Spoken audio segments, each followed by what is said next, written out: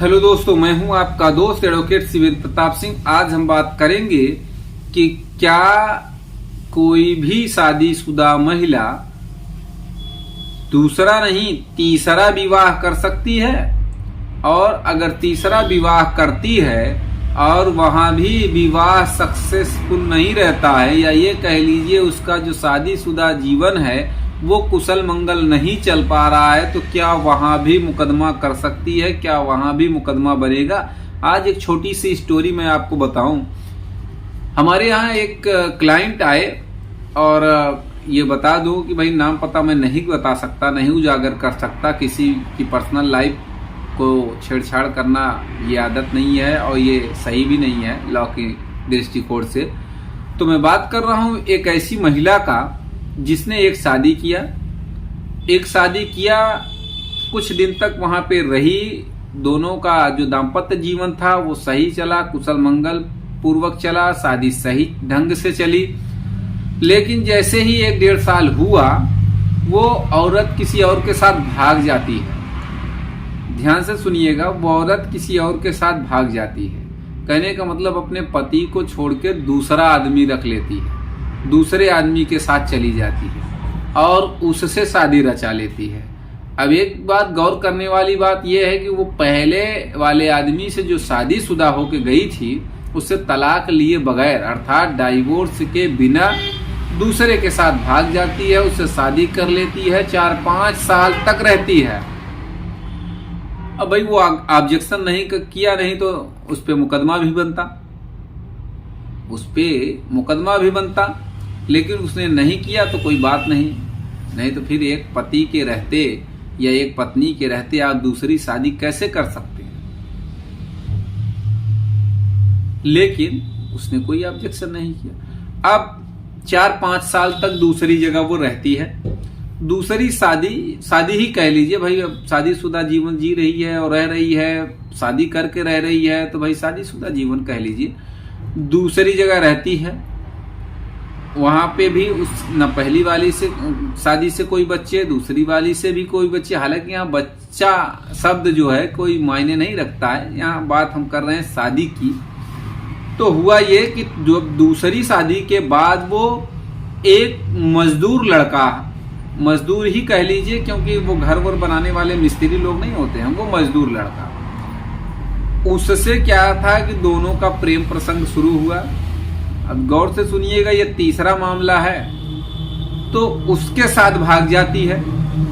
अब जब उसके साथ भाग जाती है तो ना तो दूसरे वाले ने भी नहीं, भाई उसने भी सोचा होगा चलो ठीक है मुक्ति मिली, वो भी प्रताड़ित रहा होगा उस औरत से, तभी तो उसने भी कुछ नहीं किया। तो क्या करी कि वो जब तीसरे के साथ भाग गई तो तीसरे वाले ने महीना, 2 महीना, 3 महीना रखा उसको। दोनों के बीच जो भी था प्रेम प्रसंग वो चला, एक दूसरे के साथ जिए, शादीशुदा जीवन जिए।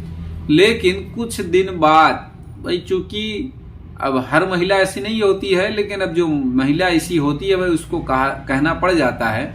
मैं क्षमा चाहता हूं पूरी नारी समुदाय से कि भाई ऐसा कहना पड़ रहा है, लेकिन जो इस तरीके की औरतें हैं उन्हीं के वजह से कानून की भी धज्जियां बिगड़ती हैं, उन्हीं के वजह से और भी सम्मानित महिलाओं को भी लोग गलत नजरिए से देखते हैं और शादीशुदा औरतों को भी गलत नजरिए से देखते हैं। लेकिन जो गलत है उसी को गलत कहा जाएगा, जो सही है उसे बिल्कुल सही कहा जाएगा। ऐसा नहीं है कि सब फर्जी मुकदमे हैं, ओरिजिनल के भी मुकदमे हो रहे हैं, दाखिल हो रहे हैं, लेकिन हाँ फर्जी भी हो रहे हैं मुकदमे इन्हीं औरतों के कारण।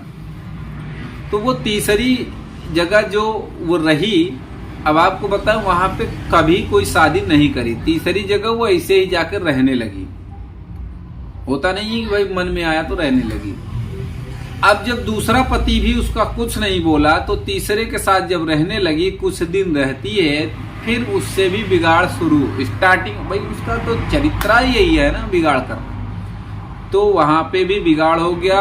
अब स्थिति आई 125 का मुकदमा कर दिया, दहेज का मुकदमा कर दिया। अब सोचिए लगभग 40 साल की औरत और 20 साल का लड़का, 22 साल का। अब क्योंकि वो भी अंधा था लड़का, नहीं समझ में आया, अब मुकदमा लड़ रहा है। क्या ऐसी औरतों को ये हक अधिकार है? अभी जब उससे पूछा जाएगा कि भाई ठीक है, वो तो बता दी कि शादीशुदा जीवन, शादी करके ये वो दहेज का 498 वगैरह का भी FIR कर दिया है।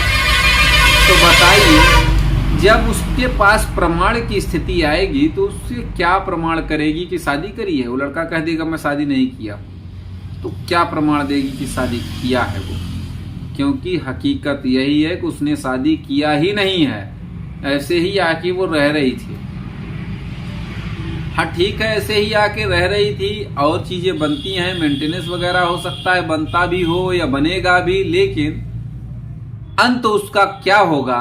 मुकदमे में वो क्या सफल होगी, क्या नहीं सफल होगी, कहां तक मामला आगे चलेगा, या पैसा दोहन करने के लिए ही वो ऐसा कर रही है?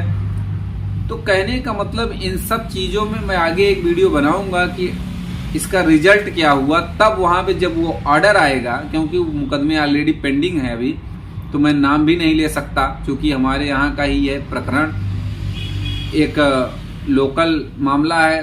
तो भाई भलाई बुराई के डर से भी आदमी शांत रहता है कि भाई हम किसी का नाम क्यों लें, चाहे वो लड़का पक्ष हो चाहे वो लड़की पक्ष हो। मुकदमा लड़ना हमारी जिम्मेदारी, हमारा काम होता है, हम लोग वही करते हैं। लेकिन जिस दिन ऑर्डर पास हो जाता है भाई उस दिन तो हम आपको दिखाएंगे कि ये देखिए फला बनाम फला मुकदमे में ऐसा हुआ। तो जरूर एक वीडियो हम बनाएंगे, इंतजार करिएगा आप लोग। तो देखिएगा ऐसी औरतों के साथ कोर्ट क्या करती है और क्या निर्णय निकल के आता है कोर्ट के द्वारा, हम आप तक जरूर बताएंगे। उम्मीद करता हूं, आशा करता हूं आज की यह छोटी सी स्टोरी आपको पसंद आई होगी, और इस छोटी सी स्टोरी का रिजल्ट क्या होगा आपको इंतजार रहेगा। उम्मीद करता हूं कि मुझसे जो बातें कही गई हैं किसी भी महिला को ठेस पहुंचाने के लिए नहीं कही गई हैं। अगर किसी को मेरी बातों से कष्ट होता है, ठेस पहुंचती है, तो उसके लिए मैं क्षमा प्रार्थी हूं। लेकिन जो फर्जी मुकदमे हो रहे हैं, जो फर्जी आपराधिक मुकदमे दर्ज किए जा रहे हैं, मेंटेनेंस के मुकदमे दर्ज करे जा रहे हैं, उसके लिए यह वीडियो बनाना जरूरी था। क्योंकि एक गरीब असहाय आदमी या कह लीजिए लड़का फर्जी के मुकदमे में परेशान होता है, अपने जीवन को खराब करता है, तो इसलिए ये वीडियो जरूरी हो गया था। उम्मीद करता हूँ, आशा करता हूँ आज की जानकारी आपको पसंद आई होगी। अगर जानकारी पसंद आई तो वीडियो को लाइक करिए, शेयर करिए। यूट्यूब चैनल SP 72 कानून प्रयागराज को जरूर